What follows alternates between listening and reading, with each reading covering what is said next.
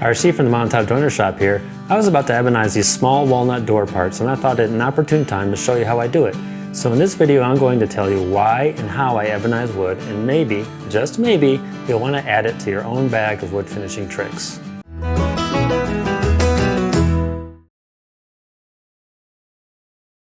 Dude, have you seen how expensive ebony is? It's also endangered, so maybe not use it anymore? There are a few reasons I go through the effort of ebonizing wood as opposed to painting it or whatever. For one, things like black dyes, India ink, black permanent markers, that sort of thing, aren't always actually black, but rather a deep, deep blue in some light. I don't want deep blue. I want black. Like a ninja sneaking through a tar pit on a moonless night while listening to goth metal on his black headphones, black. Ebonizing gives me that. Ebonizing is also a more durable application of color than you typically get by other methods. I've had occasion to remove the ebonizing I'd applied previously, and I find it takes several passes of a smoothing plane to remove it all. This is because the process I use isn't just a surface application of a pigment, but one that penetrates into the surface a little bit and chemically changes the color of the wood itself. This means the wood can handle the inevitable dings and scratches it will encounter without the underlying color of the bare wood showing through. Lastly, it's a close to the wood application of color. This means that after ebonizing, the pores in the wood, the grain patterns, all that are still visible, and make it plain that there's still real wood under there. You don't usually get that with something like a paint, which achieves a solid color via a thick surface layer. I first got turned on to ebonizing after reading an article by chairmaker Brian Boggs in the popular woodworking magazine back in 2014, if I remember correctly. In the years since, I've learned some things and I've tweaked some things. I've ebonized everything from little accents to entire pieces, and this is what I do. Ebonizing wood is a two-part system. You can do it with just one part, but you'll get more consistent results with two. The first part is a tea that has a high tannin content. I use this stuff called quebracho bark tea, which is so loaded with tannin they actually used it to tan animal hides back in the day. I got this big bag of quebracho bark powder from shellac.net years ago, and it'll probably last me the rest of my life. A half pound of it currently goes for $17. I'll leave a link in the description. The second part is an iron solution. Some people call it a rust solution. It's basically just 4/0 steel wool stuffed into a container of vinegar and swished around occasionally until it's dissolved. You could strain any remaining particulates out afterward, but I've never found that necessary. The containers I keep these solutions in are the same plastic dispenser bottles you see at diners and hot dog stands. They work really well. You'll also need something to apply the solution with. I've used these cheap flux brushes, but I found that to be pretty messy, and the bristles would sometimes fall out and goof up the finish. Now I use foam brushes, and once charged with solution, they apply nice and evenly, and if applying to small parts like I'm about to now, I'll even cut off the sides of a wide foam brush, and with some nitrile gloves on, I'll sponge on the solution with that. Lastly, you'll want to protect everything in the area. You might be shocked to hear this, but these solutions can leave stains that I have no idea how you'd ever be able to remove. So cover up. Use a drop cloth, wear an apron, wear nitrile gloves. It wouldn't be the worst idea to wear eye protection too. I don't know what will happen if you get this stuff in your eyes, but I doubt anything good would come of it. This reminds me, the quebracho bark powder is very fine, prone to going airborne, and therefore comes with a sternly worded warning not to ever let it get into your lungs. So be careful when mixing up your tea and, I don't know, maybe wear a dust mask. That said, you might only need to mix up a teaspoon of the stuff once or twice a year, so the safety protocol isn't as burdensome as it sounds. Let's ebonize some wood. All right, so here I am over here at my multifunction table, and I have a drop cloth on here that shows the signs of it having been used for ebonizing in the past. This drop cloth is the type where the wet things don't really soak through it and stain what's underneath, so that's nice to have. I got an apron on, I got my nitrile gloves handy, and I'm going to ebonize these two pieces of walnut here. Now it's important to note that this process works better if you start with a wood that is naturally high in tannins, and among those would include walnut, cherry, oak, and mahogany. Mahogany is the only one I haven't worked with extensively. The other three I work with all the time. And so if you're starting with a wood that has a lot of tannin in it already, you might get away with just using the iron solution in there. It might be black enough, but if you want to err on the side of caution and make sure that it's going to be black, black, black, then you want to apply your tannin solution to the wood first, add extra tannins to that surface, and then apply your iron solution. Now, one thing I've noticed is that when this tea solution gets a little bit old it tends to develop a lot of surface tension. So it wants to beat up on the surface of the wood and not really soak in. Another thing that can preclude that is if the wood itself is too smooth, if it's like burnished or polished too much, the surface of the wood won't absorb the liquid solution as well.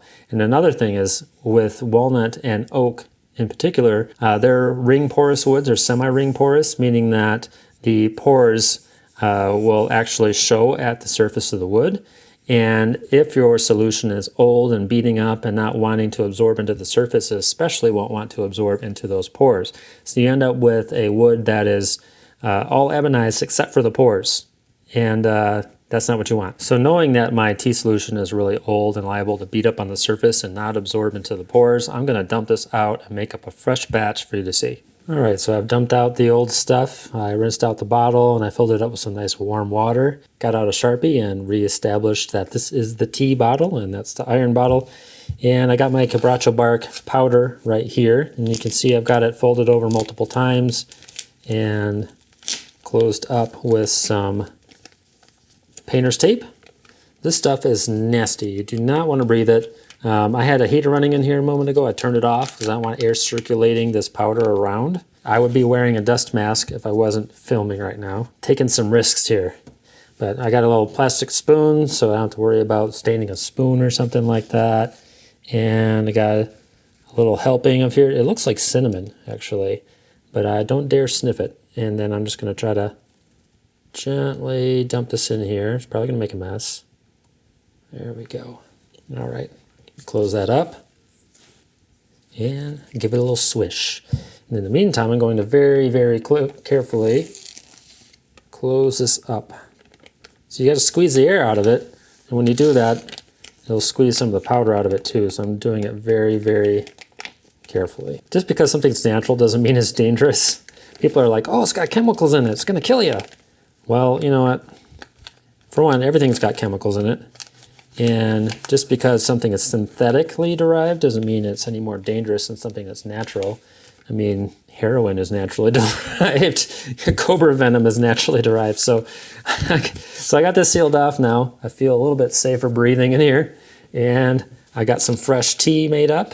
We're ready to go. So set this aside and apply some to my walnut parts. Because these parts are so small, I'm not going to use up a big brush like one of these to apply it. What I'm going to do instead is take a really wide foam brush, and you can see that there's a little bit sticking out of either end of the foam brush right here. And I can just take a little strip of it off each side, just like that. And now I got my little applicators for it. And what I like to do is set these in opposite corners of my table like this and put one applicator with each. Because one thing you don't want to do is mix your iron solution with the tea or vice versa, because that's just going to cause your chemical reaction like in the bottle. And so you want to avoid that as much as you can when you're applying this. So I'm going to apply the tea solution first. Now with these foam brushes, when you try to get the liquid into them, it helps to squeeze the sponge first, then put some liquid in, and try to get the sponge to soak up some liquid first. You can see I already got it on the mat. Like I said, this can make a mess, so you want to protect all your stuff as much as you can. I got some soaked into my brush, and now I'm going to apply it to the parts. And I think I might have already goofed up a little bit, because I think there was some iron sitting on the surface there that I've gotten into this solution, but it doesn't look like it's too bad. So you can see the solution already is kind of making a little bit of a red tint to the walnut, and so it actually imparts some color just by itself. You can see I'm kind of running out of solution. My sponge is getting dried out, so I'm going to add a little bit more to it, but now that I've done that once, it's pretty easy to get more of it in there. Now, because this tea is mixed up with just water, when you apply it to the surface of the wood, it will raise the grain a little bit. And this is especially true of the end grain. But the thing about the end grain is, because the end grain is basically the exposed ends of a bunch of straws, when you look at it at a kind of microscopic level, it will absorb the material enough, the solution enough, that even though it raises the grain pretty badly on the end grain in particular, you can sand that a little bit with a fine sandpaper, maybe a 320 or a 400. That won't cause you to kind of lose the tannins that you've applied. In the directions for the quebracho bark tannin tea, it says that you can leave this, or you should leave this overnight to soak in and dry. I haven't found that necessary, but at the same time, I work in a very, very dry shop. At any given time, the relative humidity in my shop is less than 40%. I'm going to let this dry a little bit, and then I'm going to come back around and apply the iron solution next. All right, I'm back. So the tea solution has absorbed into the wood. It's dried. In this case, I did sped up the process by standing in front of my garage heater and just waving it around in front of the hot moving air. It's almost back to its natural color. It's a little bit lighter actually. And now I'm going to apply the iron solution. So now this wood, which already had tannin in it, has even more tannin in it now. And now I'm going to apply the iron and kick off a chemical reaction that will turn it black, black, black. Just like with the other one where I had to kind of force the fluid into the applicator, I'm going to have to do the same thing here. I'll probably drip and make a little bit of a mess at first. There we go. And now we'll apply it. And you may notice I didn't actually apply it to one part of the wood earlier. That's because that's going to be a glue surface. I don't think the ebonizing interferes with glue adhesion very much, but may as well not risk it. I also have a little mark on there to show which one is right and left, so I'm trying to avoid that spot, this part of the wood, but let's apply some iron to it. And right away you can see it's starting to turn darker. Oh, look at that end grain. That's already turning black because there's so much tannin in it. It's already getting pretty black. It's actually starting to look a lot like the color of natural ebony, because when you look at natural ebony, sometimes it's not jet black itself. There's just a hint of brown underneath it. But over time, this will continue to darken as the chemical reaction takes place. We'll give that some time. Come take a look at it again. If it's not entirely black, jet black, once you've done your first application, your first go around, you can do a second round. So in that case, you really want to let it dry, then apply some more of your tea, and then hit it again with the iron solution, and then you should be able to get there. Also, if you find that despite your best efforts, you're not quite getting the solution down into the pores, you might actually want to go over it with your finger and just kind of push it into the pores and rub it in there. I'm going to give this some time, take a look at it, see if the pores are exposed, see if it's black enough, and then apply a second round if needed. All right, so I've given it a little bit of time, and I'm looking at it now, and you can see, I don't know if this is in focus or not, but the wood still has a little bit of a brown tinge to it, and I don't know if you can see the pores, how close I can focus, but I'm not really quite getting into the pores. From some angles I can kind of see the pores standing out in their kind of natural color instead of black. So I'm going to use a little bit more persuasion on the second go around here. I'm going to apply the tea again. Oh, you know what I should do first? I'm going to hit this with some 220 too, to just kind of rough up the surface and give some more surface area for the solution to adhere to. So I'm going to do that, and then I'll come right back.